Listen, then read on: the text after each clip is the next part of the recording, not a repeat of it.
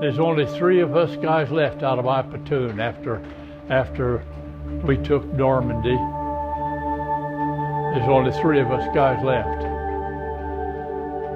I never went back to the beach. I know there was a lot of people in the service, and there's a lot of memorialized, I know that. I would like to see it.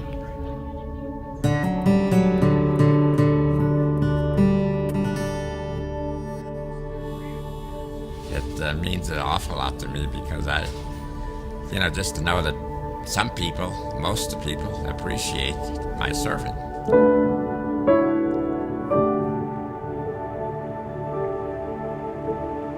It's got to be staggering to stand in front of them and think of what they represent and how nice it is that we have them to represent us.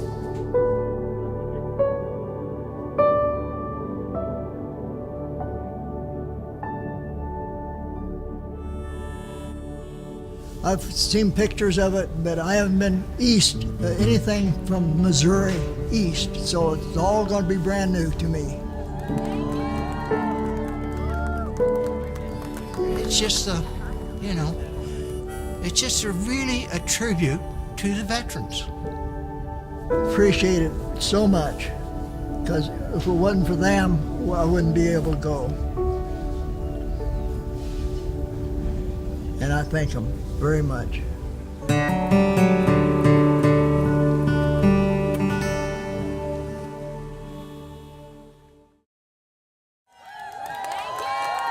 Thank you for your service, Mac McClure. Welcome to D.C. Mac McClure is a man pulled at by invisible forces. Isn't that great? All them signs, all these people out here, I can't believe them. He's felt drawn to this place to make this honor flight journey for years. Really a great trip. This memorial is for you. Thank you. That same pull toward duty, responsibility. This is just gorgeous. It led Mac to enlist as a young man from the Midwest, and it sent him hurtling into the worst of war. I went on Normandy Beachhead on D-Day, but as far as the fighting and all that kind of stuff, I just put all that behind me. I can't dwell on that stuff. But grand sights and good company remind Mac that not every day spent far from home is a bad one. This is really outstanding. Great. But every day spent far from home means feeling an invisible force pulling you back. Oh, getting to come home. I was over there for 4 years. The lucky guys over there had a girl waiting at home. The luckiest among them today still do. It's just, I wish my wife could be here and she could see all this, because she would really enjoy it. Of all the invisible forces that tug at Mac McClure, only one in his whole life has been irresistible. Betty. My wife is in a nursing home, but she's doing real good. Okay, guys, here we go. It's a B. B for Betty's. Okay. Betty All right. is a force indeed. I bet he's having fun. Oh, I'm sure he is. Betty's always been comfortable flying solo without the gunner she fell in love with before the war. Now, I have my interests, and he has his interests. And we allow each other to do those things. You enjoy your day. Oh, thank you. And I think it's why we've been together for so long. He made her promise she'd see other people while he was in the service. I didn't mind it. It let me do my thing. Don't misunderstand. Shoot a couple more with mine, would you please? She wishes that Mac was here. Yeah, I miss him. Let's see here. But no time apart can compare to their first. This is him. 4 years gone.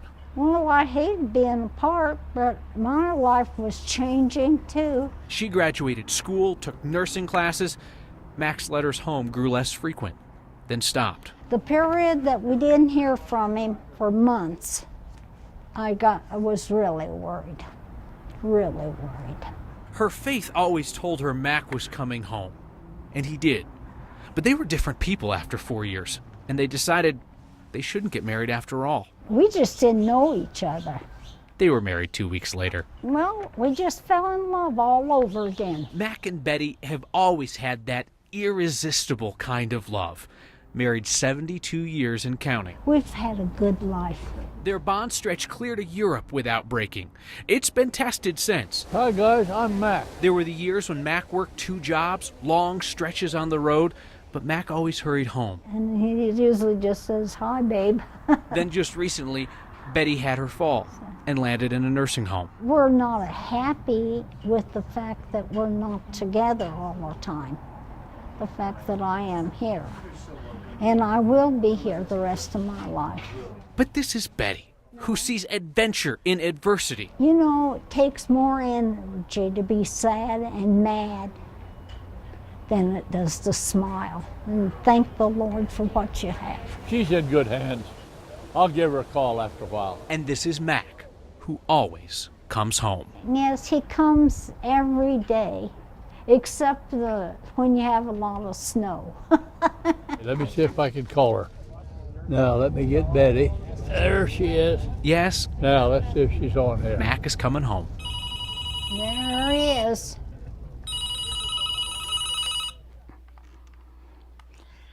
Hello. Hi, sweetheart. Hi. Are you having a good time? Oh, yeah, I'm having a ball. I'll tell you, there's no way to explain what this is. Oh, good. Well, you can tell me all about it when you get back. Tell everybody I said hello. Okay. Now I'm looking forward to you getting back.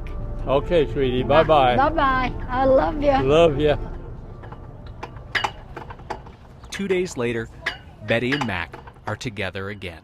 And I bet you look younger than any of them. I was the best looking one there. Yeah, I know you're best. When Mac came back to Betty after the war, he didn't want to talk about what he'd seen. Oh, I tell you, the flight was good. Oh, we just had a ball. What a difference a lifetime makes, and a chance to be among brothers during peacetime. But I didn't have any trouble sleeping, I'll tell you. Woo! Mac might never stop talking. Was your flight good? Huh? Was your flight good? Boy, the one going over was pretty rough. Mac and Betty's long life together has not been without trouble and loss. Betty's health now means that they live apart, but remain inseparable. I mean, we were busy, because you don't stop from the time you get up until you go to bed. You just don't stop. Their love is a reminder of what every veteran aboard the Honor Flight will tell you, that they were fortunate to have come home from war so they could live a lifetime of highs and lows. I could go back and go on that again. I really could. Well, I'm so glad you had such a good time. A lifetime capped off with a soaring high. Okay, huh? Sit still. I'll see you later. And a second homecoming See you later, sweetie. Okay. that's twice as sweet. Bye-bye. Bye-bye. On a trip meant to pay honor to those who served, the returning flight is no different. All right, can you hear me? Look no further than this crew member's name tag My name's Joy. to learn what's coming next. It's too hard to explain. While they were far from home, these men and women cherished messages from friends and family. Technical Sergeant Edward Nunez. Sergeant Buster Chidster. Seaman 3rd Vernon Helbig. Fireman 1st Class Millard Bergstaller. U.S. Navy, where are you at? Now these letters have a much different meaning. Corporal Donald Bush, United States Army, where are you at, sir? They are messages of thanks. Thank you for keeping us safe. Dear veteran, my name is Courtney. I am 8 years old. We are free because of you. Dear veteran, thank you so much for your service to our country. The USA is now the home of the free and the brave because of you. I hope that you have fun at Washington, D.C., so that you can be proud of what you did. In the back, I have a small American flag. Mrs. Helbig's 4th grade class hasn't quite hit this page of the history book yet. And we don't really study the history of World War II in 4th grade. But they get it. But these kids do understand empathy and honor and patriotism. They have hearts of gold. Dear veteran, I hope you have a good trip to Washington, D.C. I appreciate you risking your life for our country. Thank you, Mr. Helbig. I salute you. Sincerely, Tyson Watson. These kids get it almost as much as family members do. Dear Dad, I can't begin to tell you how impactful this trip is for me. Marcy Sontag has been waiting years to take her dad on this special trip. He honestly, I think, feels he played a small part in the war. He was a cook on a repair ship in the Pacific. It wasn't hard to find the right words. You were barely old enough to serve before the war ended, and yet you signed up as soon as you could. The right words to remind him that his service matters. You mean the world to me. Thank you for serving, Dad. I love you, Marcy. I hope he realizes how important his generation was. Dear Papa, thank you so much for everything you've done for me. She got a good seat to watch, as he did. Look at that stack of letters we got from the kids. I can't explain to you what it means, and it's just priceless.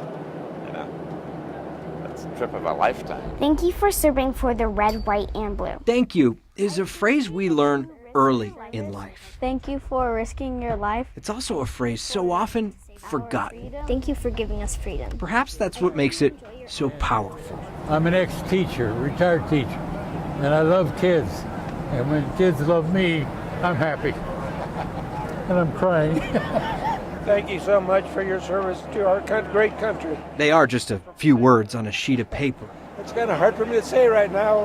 I'm all broke up over this. Just to be honored like this, I'm sorry. I can't say much. Just a few words that have these heroes speechless. Steve Stager, 9 News.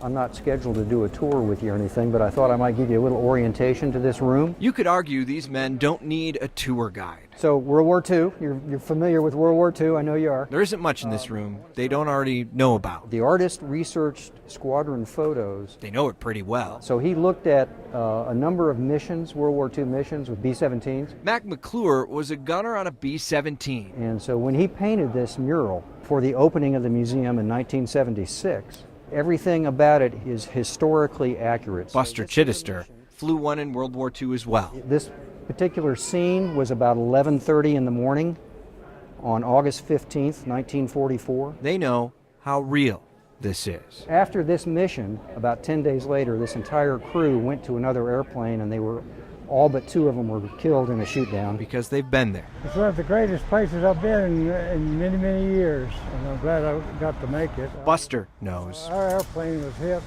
three times, and this is just this one little piece. He keeps an artifact of his own around his neck. And then I had a machinist drill it so I could put it on my dog chain. The tour is a reminder of what these men have seen. And when we get the actual veterans in the museum, we want to make sure that they're given due honors and recognized for their contribution. They don't need a guide. I saw you guys. I thought I'd come down and give you some orientation. So, you bet. But they certainly appreciate it. Yeah, it's one of the great days of my life.